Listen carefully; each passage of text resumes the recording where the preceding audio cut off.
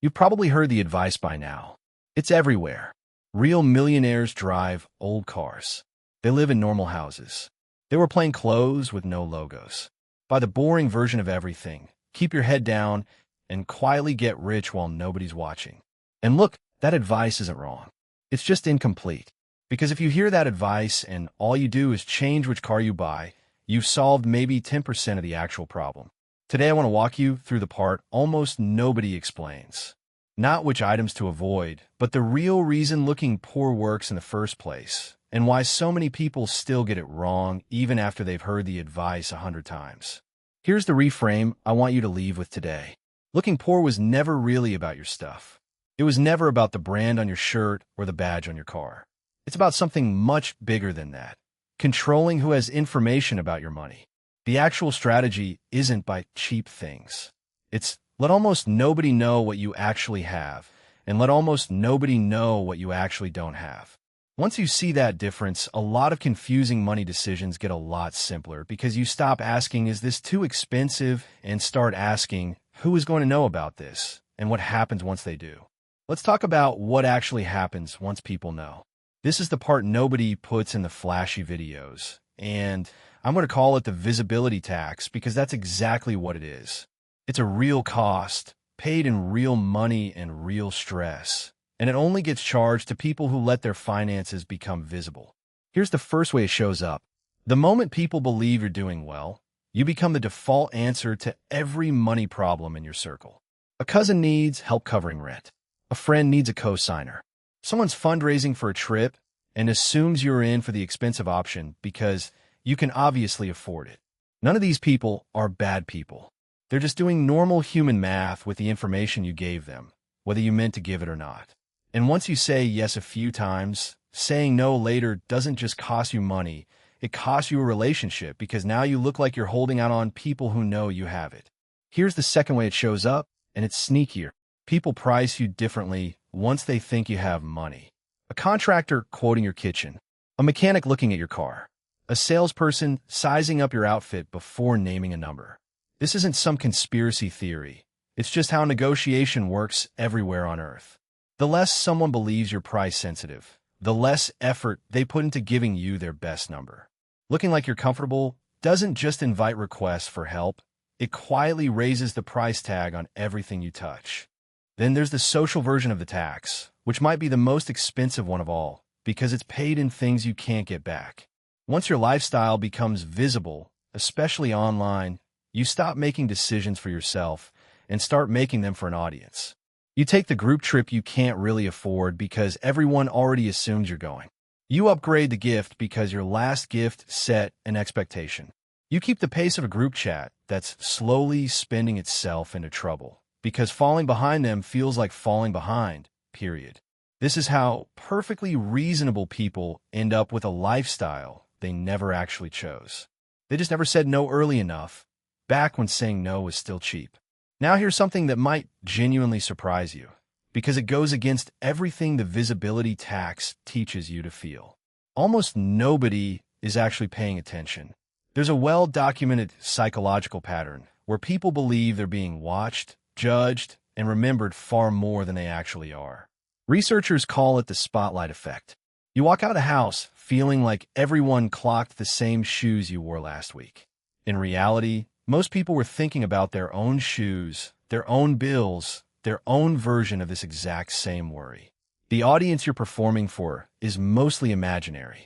The stress is real, but the crowd watching you fail or succeed financially is almost always much smaller than it feels, usually just a handful of people, and often it's nobody at all. Let me make this concrete with two cousins, because I think you'll recognize both of them. One cousin buys the bigger house right around the time the family starts asking who's hosting the holidays.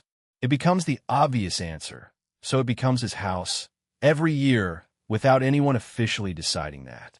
Hosting isn't cheap. The food, the extra beds, the constant small repairs before anyone visits so the house looks right. On top of that, because everyone assumes the big house means big money, he quietly becomes the family's emergency line of credit too. Nobody sits him down and asks directly. It's smaller things, again and again, that are hard to say no to once you're already known as the one who's doing well. The other cousin lives in a plain rented place 2 towns over. Nobody thinks to ask him for anything because on paper, he doesn't look like he has room to give. What nobody sees is that he's been quietly and consistently building something for years. And when a real emergency actually hits the family, he's often the one with the ability to help. But he gets to choose when, how much, and for whom, completely on his own terms, instead of being expected to say yes to whoever asks first. Same family, same starting point. One cousin's finances became public property because they were visible. The other cousin's finance stayed his because they were invisible, and invisible things are much harder for other people to make claims on. So if the real goal is staying invisible instead of just staying cheap, what does that actually look like day to day? Let me give you a practical way to do this, something you can actually use starting this week. The first move is to control your information, not just your purchases. This means you get comfortable being vague. Someone asks what you paid for something, and instead of the exact number, you say something like, "We got a decent deal," and move the conversation along. Someone asks about a raise or a bonus, and you keep it general instead of specific. This isn't about lying to anyone. It's about understanding that a specific number, once it's out there, becomes a fact other people build expectations on top of. A vague answer closes the door gently. A specific number opens one you can't easily shut again. The second move is what I'd call the mirror test. Before you buy anything visible, something someone else is meant to notice, ask yourself one honest question. Would I still want this if literally nobody would ever see it, comment on it, or know I have it? Not would I still like it, but would I still want enough to actually spend the money? A lot of purchases survive that question just fine, and that's great by those without guilt. But a surprising number of them quietly fall apart the moment the audience disappears from the question, and that's useful information about what you were really buying in the first place. The third move is choosing your people carefully, because your environment sets your prices for you whether you agree to it or not. If your friend group's version of a normal Friday night is the most expensive restaurant in town, that becomes your normal too, purely through repetition, even if you never once said out loud that you agreed to it. This doesn't mean cutting people off. It means noticing which relationships quietly cost you money just to maintain and being honest with yourself about whether that cost is worth it or whether it's simply become a habit nobody ever questioned. The fourth move is picking one private number and letting that be the only thing you compete with. Not your neighbor's car, not your coworker's vacation photos, just your own savings total from 6 months ago versus today. Check it privately, on your own schedule, and let that be the scoreboard nobody else gets to see. When your only competition is your own past self, the whole game gets quieter almost immediately because there's nobody left to perform for except the version of you that already knows the truth. The fifth move is learning to decline things without giving a speech. Most people over-explain when they say no to an invitation or a request because they feel like they owe a justification for not spending money. You don't. That doesn't work for me right now is a complete sentence, and it doesn't come with an obligation to prove you're broke or prove you're not. The moment you stop over-explaining your no, people generally stop questioning it too, because there's nothing left to argue with. The sixth move, and maybe the most important one, is letting your calm be the only thing people notice about you. Not your car, not your house, not your vacation photos, just the fact that you don't seem rattled when life throws something expensive at you.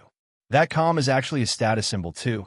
It's just one that doesn't invite requests for loans, doesn't get you a worse price from contractor, and doesn't drag you into a spending pace you never agreed to.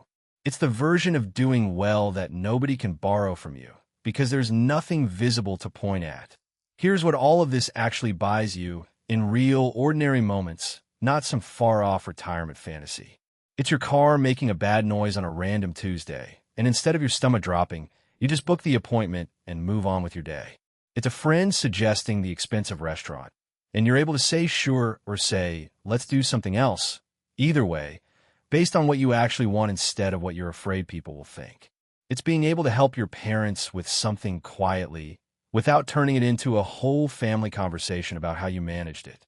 It's simply not being the center of anyone's financial assumptions, good or bad, because you never gave anyone enough information to build assumptions on in the first place. None of this requires you to actually be poor. That's the part people get backwards. You can be doing genuinely well and still keep the visibility tax off your back simply by being careful about what you let become visible in the first place. The strategy was never about deprivation. It was never about pretending to struggle when you're not. It's about understanding that every piece of financial information you hand out for free comes with strings attached, whether you notice them right away or not. And the people who build real, lasting stability are usually the ones who got quietly comfortable keeping most of that information to themselves. So here's what I'd actually try this week. Pick just one of the 6 moves we talked about, whichever one felt the most uncomfortable when you heard it, because that discomfort is usually pointing right at the habit costing you the most. Practice it once. A vague answer instead of a specific number. A real no without the explanation.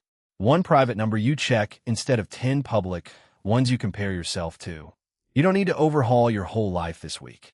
You just need to start closing the doors you've been leaving open without realizing it, one honest decision at a time.